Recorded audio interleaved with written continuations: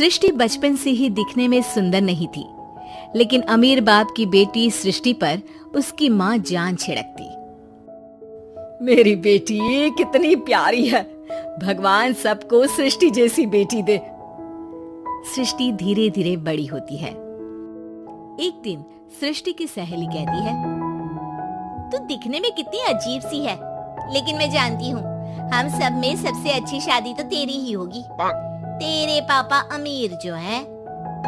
और बता नहीं सकते यार, दहेज तो हर कोई देता है, ये क्या ज्यादा ले जाएगी अपने पति के लिए?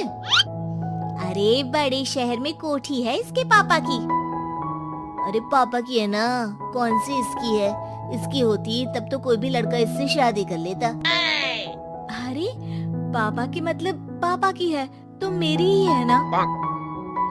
किसने कहा? अब तेरी तो तब होगी ना जब तेरा भाई ना हो। वैसे भी शादी के बाद सारी प्रॉपर्टी भाई के नाम होती है। सृष्टि समझ जाती है कि उसे किसी भी हालत में माँ बाप की सारी प्रॉपर्टी को अपने नाम करना है, लेकिन कैसे? एक दिन सृष्टि का भाई शीनू कहता है, बहन क्या कर रही है? तुझसे एक बात करनी है।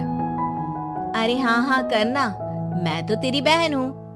बहन मेरी लाइफ में ना एक लड़की है, बहुत अच्छी है। मैं सोच रहा हूँ माँ और पापा से बात करूँ शादी के लिए।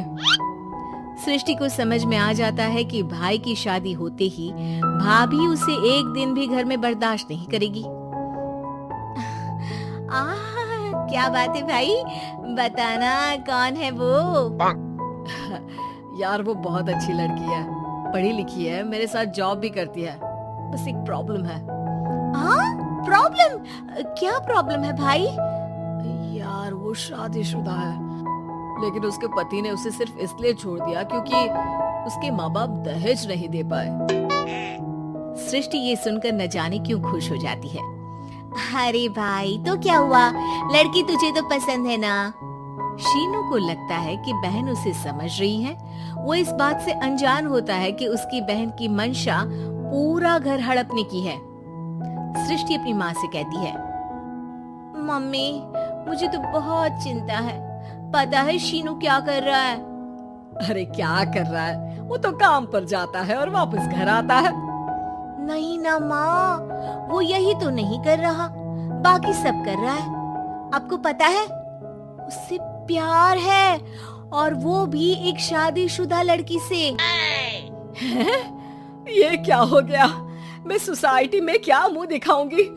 अरे तेरे पापा तो यही कहेंगे कि मैंने ही उसे बिगाड़ दिया है।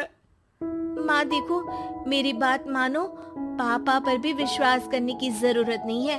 अब आप ही बताओ, पापा इतनी देर घर के बाहर रहते हैं क्यों? बोलो। अरे बेटा वो तो नौकरी करते हैं ना।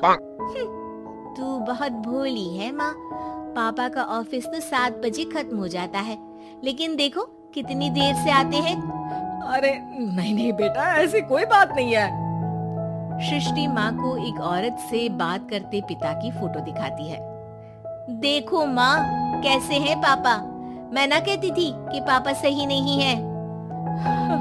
मैं तेरे पापा से बात करूंगी, दे फोटो मुझे। ओ माँ, वो तो डिलीट हो गई। लेकिन चल, तूने तो देख लिया ना। पापा से बाद में बात कर लेना, और हाँ मेरा नाम बिल्कुल मत लेना। हाँ माँ। अब क्या था, सृष्टि के माँ और पिता के बीच झगड़ा होना शुरू हो जाता है। सृष्टि के मन में क्या चल रहा था कोई नहीं जानता था। एक दिन माँ, सृष्टि के लिए एक लड़का देखा है, वो लोग शाम को उसे देखने आने वाले हैं। और हाँ माँ, एक खुशखबरी, मैं और पापा मिलकर एक नया बिजनेस ट्राई कर रहे हैं। शाम को लड़का आता है, सांवले रंग का। सृष्टि को तो बिल्कुल भी पसंद नहीं आता। लड़की की माँ कहती है, लड़की का चेहरा तो कोई खास नहीं, लेकिन अगर मेरे बेटे को आप लोग सेटल कर दें तो मैं उसकी शादी आपकी बेटी से करवा दूं। सृष्टि को लड़का बिल्कुल पसंद नहीं था। उसे भाई पर गुस्सा आ जाता है। लड़के वालों के जाने के बाद कहती है, माँ देखा शीनू मेरे लिए कैसा लड़का लेकर आया, न दिखाने लायक न सुनने लायक, सेटल भी नहीं, वो भी हम करे। अरे माँ, मैं जानती हूँ ये मेरी शादी किसी भी घर में क्यों करवाना चाहता है। अरे कैसी बात कर रही है बहन, तूने तो देखा ना, लड़के को मैंने ही मना कर दिया तुझसे शादी के लिए। जिसने लड़का बताया था उसने उसकी बहुत तारीफ की थी। बात आई गई हो जाती है, लेकिन सृष्टि का मन शांत नहीं होता। क्या करूं, कुछ समझ में नहीं आ रहा। मेरी शादी हो गई तो ये लोग पूरी प्रॉपर्टी शीनू के नाम कर देंगे, मेरे हाथ तो कुछ लगेगा ही नहीं। तभी सृष्टि को आइडिया आता है। वो किसी वकील को फोन करती है। जी देखिए, अगर आपके मम्मी पापा का तलाक हो जाता है तो आपके पिता की आधी प्रॉपर्टी आपकी माँ के नाम हो जाएगी, फिर उसे वो किसी को भी दे सकती है। सृष्टि अब माँ को बेटे के खिलाफ भरती है। माँ, शीनू पर नजर रखा करो, वो जिस लड़की के प्यार में है ना वो शादीशुदा है। यहाँ आएगी, सारा पैसा, रुपया, जमीन, जायदाद सब हड़प लेगी। पापा का भी हाल तुमसे छुपा नहीं है। ऐसा ना हो कि मैं और आप एक दिन सड़क पर भीख मांगे। हे भगवान, मैं तो जीते जी मर जाऊंगी अगर ऐसा हो गया तो। ऐसा हो गया नहीं माँ, ऐसा ही होगा। अभी समय है, आगे का सोच लो।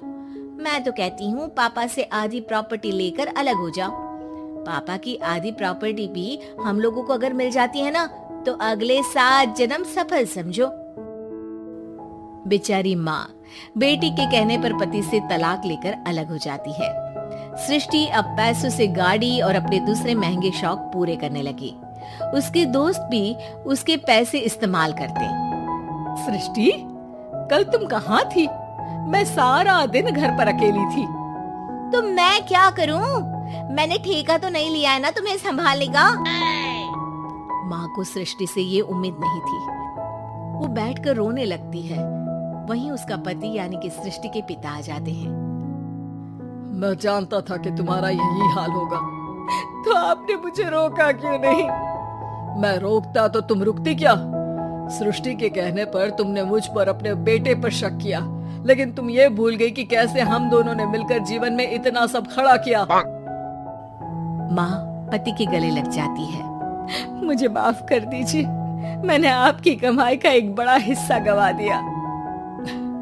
कोई बात नहीं, तुम साथ हो तो मैं ऐसी 7 प्रॉपर्टी खड़ी कर दूंगा। तभी वहाँ सृष्टि आ जाती है रोते हुए। माँ, मयंक ने मुझे छोड़ दिया। वो बोल रहा था जब तक मेरे पास पैसे थे तब तक ही वो मेरे साथ था। पापा, माँ, मुझे माफ कर दीजिए।